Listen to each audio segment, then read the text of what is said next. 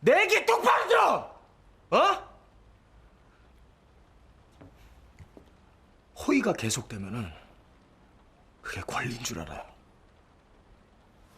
상대방 기분 맞춰주다 보면 우리가 일 못한다고. 혹시 여러분은 거절을 잘 못해서 누군가의 호구로 살고 계시진 않나요? 안녕하세요, 한수정입니다.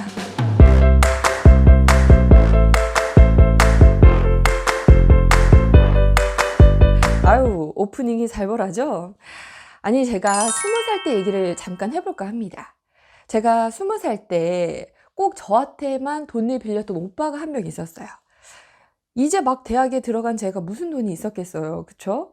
저도 용돈을 조금 받아서 살던 앤데, 아니, 저보다 나이도 한 4살 정도 많았고요. 군대까지 다녀왔던 오빠인데, 이 오빠가 다른 사람도 많은데 꼭 저한테만, 수정아, 2,000원 있니?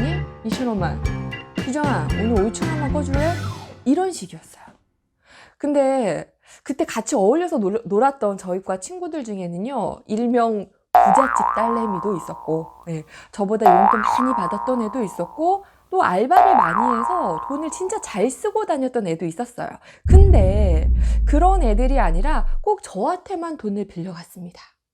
어느 날 이 오빠가 학교 식당 앞에서 또 그러는 거예요. 수정아, 2,000원만 빌려줄래? 그래서 제가 그날은 정말 너무 속상해서 친구들한테 막 그랬어요. 아, 왜 이 오빠는 매번 나한테만 돈 빌리고 그래? 진짜 막 이렇게 투덜거렸단 말이죠. 근데 와, 그때 제 옆에 있었던 친구가 저를 진짜 한심한 눈으로 이렇게 바라보면서 이런 말을 해줬어요. 야, 한수정, 너 빙구야? 그거 몰라? 몰라서 묻니? 이렇게 얘기를 했어요, 진짜로. 그래서 제가 왜? 나 모르겠는데? 했더니 이 친구가, 야, 인간은 누구나 놀다리를 보고 다리를 뻗는겨. 너는 돈을 빌려도 되는 애. 그리고 얘랑 나는 돈을 빌려줄 것 같지 않은 애. 라고 얘기를 했습니다.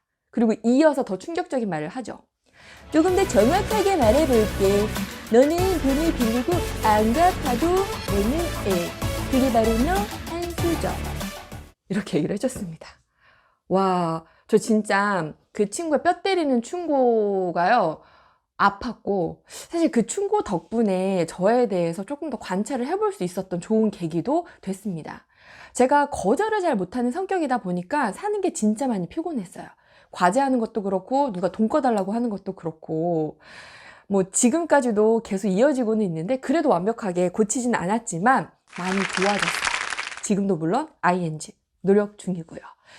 혹시라도 여러분 중에 저처럼 say no, 싫어, 안 돼, 못해 이렇게 거절하기가 어려운 분 계시다면 저의 경험을 녹여서 오늘은 거절의 기술에 대해서 말씀을 한번 드려볼까 합니다.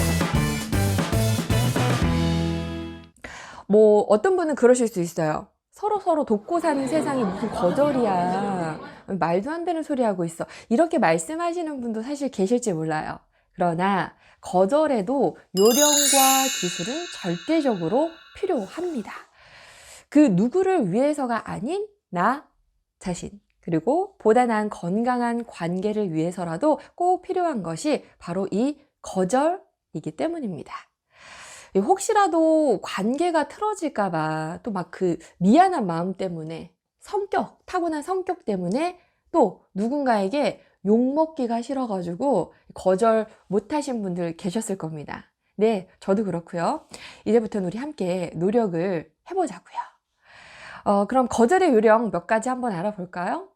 무엇보다 거절을 할 때는 거절의 의사를 명확하고 확실하게 전달해야 합니다. 애매하게 여지를 주는 것은 좋지 않습니다. 정말 도와주고 싶지만 부득이하게 도울 수 없음을 꼭 전달해야 합니다.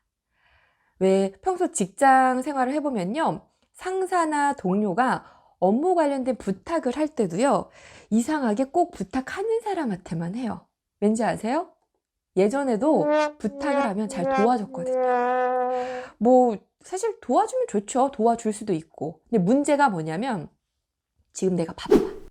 내가 너무 바쁜데도 거절을 못해서, 혹은 내 능력 밖이에요. 내 역량 밖인데도 거절을 못해서 끙끙 앓는 분들이 있더라고요. 저 회사 다닐 때 많이 봤어요. 이게 남의 일 도와주다가 결국 내일 하려고 야근에 심지어 이제 주말 출근까지 하는 분들을 봤어요. 이건 아니잖아요? 그죠? 혹시라도 그런 부탁을 받는다면 이제는 거절해야 합니다. 이때 거절의 의사, 그 내용은 확실하고 명확해야 하고요. 전달하는 말투는 부드러워야 합니다. 그리고 혹시라도 그 자리에서 즉각 거절하는 것이 어렵다면 생각해보고 말해준다라고 해도 괜찮습니다. 다만 너무 오래 기다리게 했다가 거절의 뜻을 전하면 이건 좀 옳지 않죠. 상대방 입장에서 볼 때도 사실 기분 나쁜 것도 있겠지만 생각해볼게 라고 해놓고 시간을 너무 오래 끌면 그 사람도 다른 대안을 찾을 수가 없게 되잖아요. 그쵸? 이럴 때는 오늘 저녁까지 생각해보고 내가 말해줄게, 혹은 대리님 제가 오전 회의 마치고 말씀드려도 괜찮을까요? 이런 식으로 일정한 시간을 갖고 생각해보고 말해줄게, 이렇게 예고하듯이 미리 말해주는 것도 좋겠습니다. 자, 거절을 할 때는 무엇보다 솔직해야 합니다. 무조건적으로 당신의 부탁을 거절한다라는 느낌이 아니라요. 지금 나의 상황도 이러이러하기 때문에 이해를 해달라라는 요청을 하는 거죠. 그럼에도 불구하고 내가 당신의 부탁을 언제까지 기한 내에 들어줄 수 있도록 노력을 하겠다라는 의사를 전달하는 겁니다. 이런 의사를 전달하는 대안 제시 방법, 활용해봐도 좋습니다. 사실 저도 이걸 많이 활용을 하고 있거든요. 예를 들자면 이런 거예요. 과장님 저 믿고 맡겨주셨는 일인데 근데 어쩌죠? 제가 진짜 도와드리고 싶은데요. 지금 땡땡 보고서 작성 때문에 당장은 어렵습니다. 혹시 지금 내가 너무 바빠서 안 되는데 괜찮으시다면 내일 오전 중에 도와드릴 수 있을 텐데 괜찮으실까요? 이런 식으로 대안을 제시해 주는 거죠. 혹은 죄송합니다. 제가 지금 이 땡땡 프로젝트는 제 능력으로는 사실 너무 힘듭니다. 하지만 자료 조사하실 때 그때 땡땡 정도 작업은 제가 도와드릴 수 있습니다. 요렇게 상대는 나의 상황을 고려해서 아마 이런 얘기 듣고 나면 부탁을 잘 하지 않을 수도 있거든요. 무엇보다 거절을 하고 있는 나에 대한 부정적인 감정도 좀 줄어들 수 있거든요.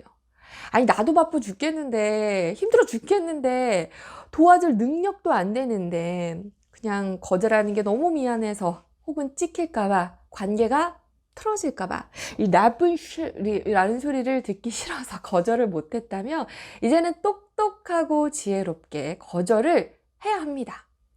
저 진짜 엄청 노력 중이거든요. 자, 여러분 한번 정리해 보겠습니다. 거절의 요령, 거절의 기술, 그리고 정리하고 오늘 인사를 드려볼게요. 첫째, 솔직하게 거절의 의사를 명확하게 전달하라. 이때 말의 내용은 확실하게, 하지만 전달하는 사람의 말투는 부드럽게 하자. 둘째, 즉각 거절이 어렵다면 시간을 벌어라. 셋째, 대안 제시 방법을 활용해라. 이상입니다. 여러분 삶에 조금이라도 도움이 되었으면 합니다. 저는 다음 시간에 다시 인사드릴게요. 고맙습니다.